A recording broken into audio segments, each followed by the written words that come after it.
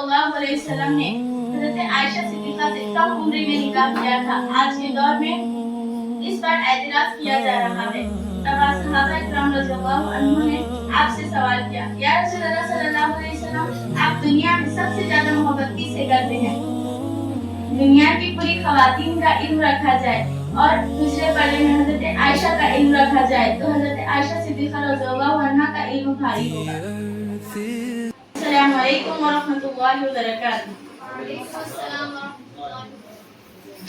आज मुझे जिस अजीमुल शान हस्ती के बारे में लब कुशाई करने का शर्फ हासिल हुआ है वो दुनिया की सबसे अफजल इंसान, मुसलमानों की माँ, हुजूर सल्लल्लाहु अलैहि वसल्लम की सबसे महबूब तरीन ज़ौजा, इल्म और हिकमत का वो रोशन मीनार है जिसे दुनिया हज़रत आयशा सिद्दीक़ा रज़ियल्लाहु अन्हा के नाम से जानती है।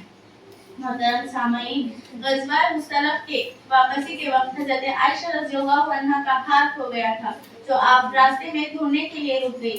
इतने में काफिला आगे चला गया। हज़रत सफ़वान बिन मुअत्तल आपको ऊँटनी पर बिठाकर मदीना शरीफ ले गए। मुनाफिकों के सरदार अब्दुल्लाह बिन उबय ने आप पर झूठी तहमत लगा दी। इसके जवाब में अल्लाह ताला ने सूरे अन-नूर की 10 आयतें आपकी पाकदामनी की गवाही देने के लिए नाज़िल फरमाई और मुनाफिकों के लिए सख्त सजा सुनाई। तू फूलों की खुशबू या चांदनी है, किसी शाख ताजा की ताज कली है, खुदा जाने किस चीज से तू बनी है, अबू बकर की गोद में तू पली है, तू है खातूने जन्नत की माँ आयशा, तुझसा दुनिया में कोई कहाँ आयशा, तेरी पाकीज़गी की तखद्दीस का है गवाह खालिक़े दो जहां आयशा। मोहतरम सामईन इकराम, हज़रत अली और हज़रत आयशा के दरमियान होने वाली जंग का नाम जंग जमल है। ये जंग किसी खिलाफत के लिए नहीं हुई थी बल्कि हज़रत उस्मान गनी रज़ियल्लाहु अन्हु की शहादत के बाद हज़रत आयशा चाहती थी कि उनके कातिलों को जल्द से जल्द सजा मिले, लेकिन हज़रत अली चाहते थे कि पहले हालत को काबू में कर लिया जाए, फिर कातिलों को सजा दी जाए। इस पर दोनों का एतराज हुआ था, लेकिन बातचीत करने के बाद सुलह तय हो गई थी। हज़रत अब्दुल्लाह बिन सबा के ग्रुप के लोगों ने ये सोचा कि अब इनके दरमियान तो सुलह तय हो गई है, अब हमारी पकड़ हो जाएगी, तो इन्होंने रात के अंधेरे में जाकर दोनों ग्रोहों पर हमला कर दिया और गलतफहमी पैदा हो गई कि सुलह तय होने के बाद भी धोखा हो गया और जंग शुरू हो गई। इस जंग में 10,000 से 15,000 तक के सहाबा इकराम शहीद हो गए। हज़रत अशरा मुबशरा में से हज़रत तलहा रज़ियल्लाहु अन्हा और हज़रत ज़ुबैर रज़ियल्लाहु अन्हा भी इसी वाक़ये के दौरान शहीद हो गए। उसके बाद हज़रत आयशा रज़ियल्लाहु अन्हा को हज़रत अली रज़ियल्लाहु अन्हु ने बड़ी हिफाजत के साथ मदीना मुनव्वरा रवाना किया और खुद इराक के मुस्तक़िल हो गए और वहाँ के दारुल खिलाफा बन गए। मोहतरम सामईन इकराम, हुज़ूर सल्लल्लाहु अलैहि वसल्लम ने हज़रत आयशा सिद्दीक़ा से कम उम्र में निकाह किया था। आज के दौर में इस पर एतराज किया जा रहा है। हज़रत अबू बकर सिद्दीक़ रज़ियल्लाहु अन्हु हुज़ूर सल्लल्लाहु अलैहि वसल्लम के पक्के दोस्त यानी बेस्ट फ्रेंड थे। आपने ये रिश्ता इसलिए किया, ये रिश्ते से आपकी दोस्ती और मजीद मजबूत हो गई। हज़रत आयशा सिद्दीक़ा रज़ियल्लाहु अन्हा बहुत बेहतरीन थी। आपने हुज़ूर सल्लल्लाहु अलैहि वसल्लम की घरेलू जिंदगी और औरतों के मसाइल को अच्छे से याद कर लिया और मुसलमानों के लिए बहुत नफा बख्श थी। हज़रत आयशा सिद्दीक़ा रज़ियल्लाहु अन्हा कुछ रिवायत के मुताबिक हस्मा बिन्ते अबू बकर जो आपकी बड़ी बहन थी, कुछ रिवायत के मुताबिक मालूम होता है कि जब आपकी रुखसती हुई थी तो आप 14 या 19 साल के दरमियान थी, ना कि 9 साल की थी। इस मकसद से हुज़ूर सल्लल्लाहु अलैहि वसल्लम ने हज़रत आयशा से निकाह किया था। उस दौर के मुनाफिक और कुफ़ार जो आप सल्लल्लाहु अलैहि वसल्लम की हर बात पर एतराज़ किया करते थे, उन्होंने इस बात पर एतराज़ नहीं किया था क्योंकि वो इस दौर में आम बात थी।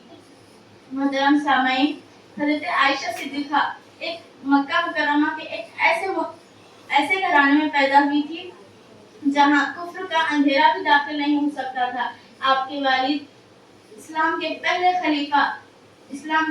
خلیفہ یار غار حضرت ابو بکر صدیق رضی اللہ تعالیٰ عنہ تھے۔ آپ کی ماں ام رومان تھی۔ آپ نے بچپن ہی سے گھر میں وحی کا نزول اور اسلام کی قربانیوں کو دیکھا تھا، جس کا آپ کی تربیت پر بہت بے مثال اثر پڑا تھا۔ محترم سامعین، حضور صلی اللہ علیہ وسلم حضرت عائشہ صدیقہ سے بے حد محبت کیا کرتے تھے اور آپ کے دل میں آپ کے لیے ایک الگ خاص مقام تھا۔ ایک مرتبہ صحابہ کرام رضی اللہ عنہ نے آپ سے سوال کیا، یا رسول اللہ صلی اللہ علیہ وسلم، آپ دنیا میں سب سے زیادہ محبت کس سے کرتے ہیں؟ آپ صلی اللہ علیہ وسلم نے بے جھجک فرمایا، میں سب سے زیادہ محبت عائشہ سے کرتا ہوں۔ سبحان اللہ! ان دونوں کی ازواجی زندگی عفت، محبت اور سادگی کا بے مثال نمونہ ہے۔